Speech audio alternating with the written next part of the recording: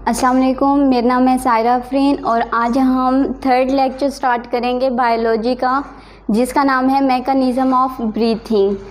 इसका मतलब यह है कि इंसान जो है उसके अंदर सांस लेने का अमल किस तरह से होता है। इसके दो तरीके होते हैं, एक होता है इनहलेशन और दूसरा होता है एक्सहेलेशन। इनहलेशन को हम इंस्पायरेशन का नाम भी देते हैं और एक्सहेलेशन को एक्सपायरेशन का भी नाम देते हैं। इनहेलेशन के अंदर क्या होता है, सबसे पहले रिब्स मसल्स कॉन्ट्रैक्ट होती हैं, उसके बाद डायफ्राम जो होता है वो लेस डोम लाइक हो जाता है, प्रेशर जो लंग्स के अंदर होता है वो रिड्यूस हो जाता है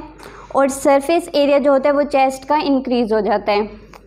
अगर हम इसे प्रैक्टिकली देखें, इंस्पायरेशन के अंदर क्या होता है कि जब सबसे पहले हम लोग सांस लेते हैं, अगर हवा जो है हम अंदर की तरफ लें इस तरह से, तो क्या होता है कि सबसे पहले जो हमारी चेस्ट पर मसल्स मौजूद होते हैं वो कंट्रैक्ट होना शुरू हो जाते हैं, जिसकी वजह से जो हमारी चेस्ट है वो अपवर्ड मूव करना शुरू हो जाती है। जैसे ही वो अपवर्ड मूव करती है, जो हमारा डायफ्राम होते हैं नॉर्मली तो डोम लाइक होता है, इस तरह से गुंबद नुमा, लेकिन जैसे ही रिब्स जो होती हैं वो कंट्रैक्ट होना शुरू हो जाती हैं तो ये लेस डोम लाइक होना शुरू हो जाता है। जैसे ही लेस होता है, जिसकी वजह से जो हमारे लंग्स हैं वहाँ पे जो प्रेशर होता है वो रिड्यूस होना शुरू हो जाता है। जैसे ही रिड्यूस होता है, जो सरफेस एरिया होता है चेस्ट का वो इंक्रीज़ हो जाता है और हमारे अंदर जो एयर है वो इंटर हो जाती है, ताकि जो लंग्स का प्रेशर है वो मिनिमाइज हो जाए। अगर हम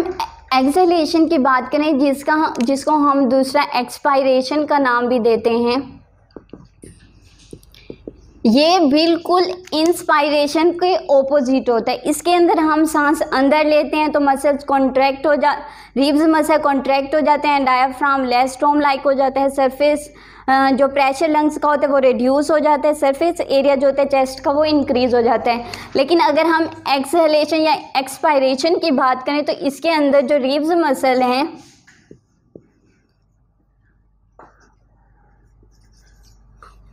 वो रिलैक्स हो जाते हैं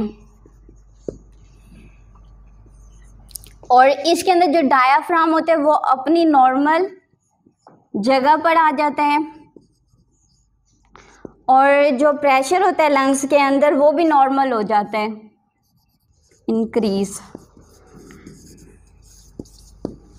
और जो सरफेस एरिया होता है चेस्ट का वो भी नॉर्मल आ जाता है।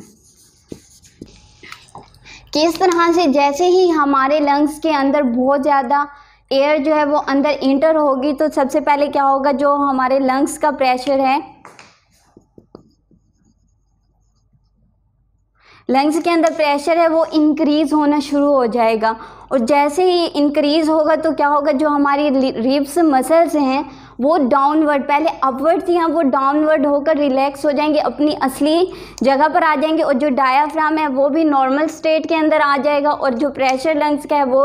इंक्रीज़ हो जाएगा और जो सरफेस एरिया चेस्ट का डिक्रीज़ हम इसलिए कह रहे हैं कि वो अपनी असल जगह पर आ जाएगा जहाँ पर वो मौजूद होता है। इसके बाद अगर हम रेटिंग की बात करें, ब्रीथिंग की रेटिंग की अगर हम बात करें तो सांस लेने का जो अमल होता है वो अगर हम नॉर्मली बंदे के अंदर देखें तो वो 60 to 20 टाइम पर मिनट्स होते हैं। मतलब एक नॉर्मल इंसान जो है वो 1 मिनट के अंदर 16 से 20 मिनट तक मरतबा सांस लेता है, लेकिन जब हम कोई हार्ड एक्सरसाइज करते हैं तो 30 to 40 टाइम्स हम 1 मिनट के अंदर सांस लेते हैं।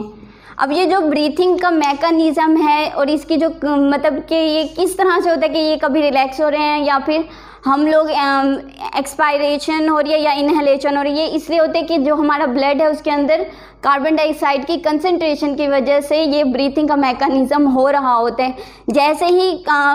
CO2 कार्बन डाइऑक्साइड की कंसंट्रेशन ब्लड के अंदर इंक्रीज होगी तो हमारे माइंड के अंदर रेस्पिरेटरी सेंटर होता है। इस सेंटर के पास स्टिमुलाई मौजूद होते हैं। ये जब हमारी बॉडी के अंदर कार्बन डाइऑक्साइड हमारे ब्लड के अंदर कार्बन डाइऑक्साइड की कंसंट्रेशन इंक्रीज़ हो जाती है तो हमारे ब्रेन के अंदर रेस्पिरेटरी सेंटर मौजूद होता है जिसके अंदर स्टिमुलाई मौजूद होते हैं। ये स्टिमुलाई जो हमारे रिब्स मसल्स हैं उनको पैगाम पहुंचाते हैं कि आप मतलब